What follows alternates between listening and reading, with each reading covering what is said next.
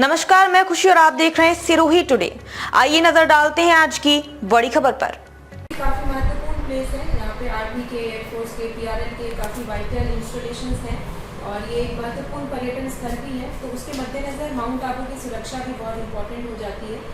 आप सभी लोगों को संज्ञान में होगा कि हमने कल भी ब्लैकआउट रखा था, परसों भी एक ब्लैकआउट की एक्सरसाइज हुई थी और आज अभी हमने सारे स्टेक होल्डर्स की मीटिंग बुला ली, जिसमें कि पीडब्ल्यूडी, बिजली, इलेक्ट्रिसिटी वाले, बिजली वाले, सड़क वाले, पानी वाले, पीएचडी के विभाग सम्मिलित थे और पुलिस और प्रशासन के बीच की ये मीटिंग थी, जिसमें कुछ महत्वपूर्ण निर्णय लिए गए हैं। सबसे महत्वपूर्ण निर्णय तो ये लिया गया है कि आज शाम को 7:30 बजे के बाद जो हमारा मार्केट है माउंट का, ग्रामीण और शहरी दोनों क्षेत्रों में, उसको हम बंद कर देंगे, क्योंकि कई बार जब मार्केट में चहल पहल होती है तो लाइट्स को ब्लैकआउट करना बहुत मुश्किल होता है।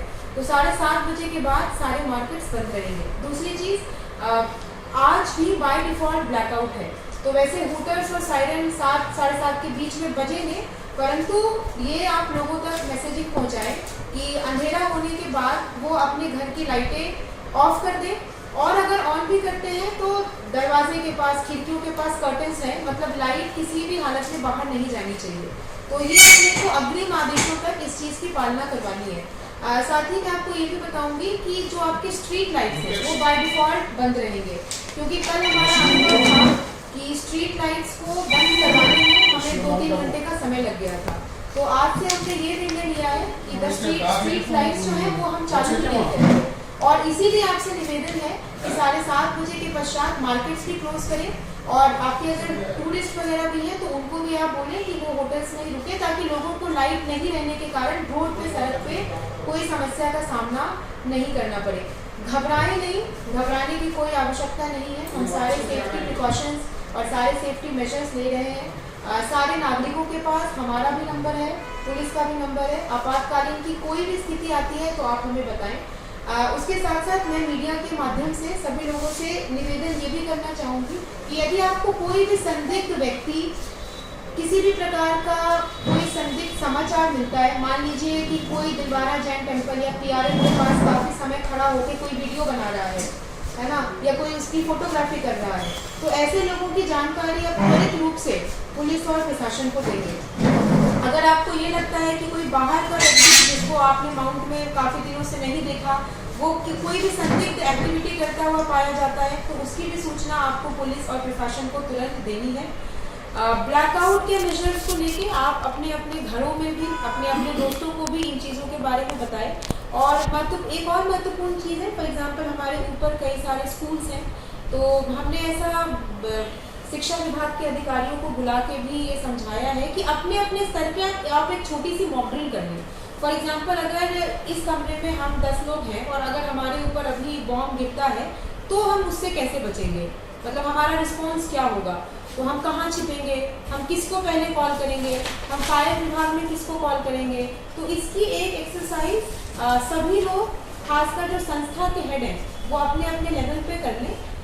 और कोई भी प्रकार का असिस्टेंस अगर आपको इन चीज़ों में चाहिए तो उसके लिए प्रशासन और पुलिस दोनों तैयार है। ये जो पूरी एक्सरसाइज है वो ना सिर्फ अभी बल्कि माउंट आबू में आगे भी हमें काम आएगा। Mount Abu is a hill station, तो कभी मान लीजिए लैंडस्लाइड की कोई घटना होती है या कोई भी आपातकालीन स्थिति होती है तो पूरी माउंट आबू उसके लिए रेडी रहेगी। इसके पश्चात हम ऑल्टरनेट इवैक्यूएशन रूट्स भी तैयार कर रहे हैं। अभी माउंट आने और जाने का एक ही रास्ता है।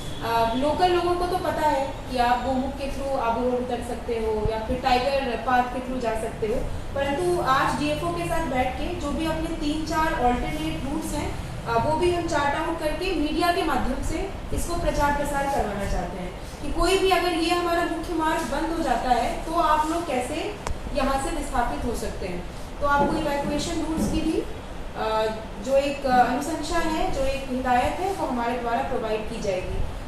उसके अलावा एनएसएस के वॉलंटियर्स और सिविल डिफेंस के वॉलंटियर्स होते हैं जो कि डिस्ट्रिक्ट हेडक्वार्टर्स में स्टेशन हैं। तो हमने डिस्ट्रिक्ट हेडक्वार्टर्स में भी बात करके कुछ वॉलंटियर्स को यहाँ पे मंगवाने के लिए सोचा है। वो आज शाम तक यहाँ पे आ जाएंगे और हम उनका लाइजनिंग यहाँ के बच्चों के साथ, खासकर स्कूल के बच्चों के साथ करवाना चाहते हैं, ताकि सिविल डिफेंस में और आपदा प्रबंधन में उनकी भी ट्रेनिंग अच्छी हो जाए।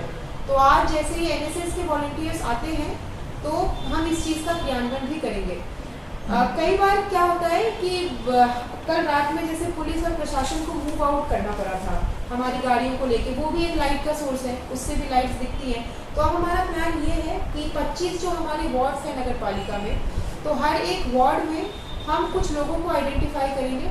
वो बेसिकली हमारे सफाई कर्मचारी होंगे या फिर जो यहाँ के प्रबुद्ध जन हैं, यहाँ पे कई सारी छोटी छोटी संस्थाएं ऑर्गेनाइजेशंस हैं, उनके लोगों को अपन आइडेंटिफाई करेंगे और उनके नीचे 5 की एक टीम रहेगी। 5 के टीम के ऊपर एक टीम लीडर होगा और उस टीम लीडर का काम है उस एरिया को देखना कि उस एरिया की सारी लाइटें बंद हैं, उस एरिया में सारे आदेशों का पालन किया जा रहा है। और वो जो टीम लीडर है उसका कॉन्टैक्ट पुलिस प्रशासन दोनों के पास रहेगा।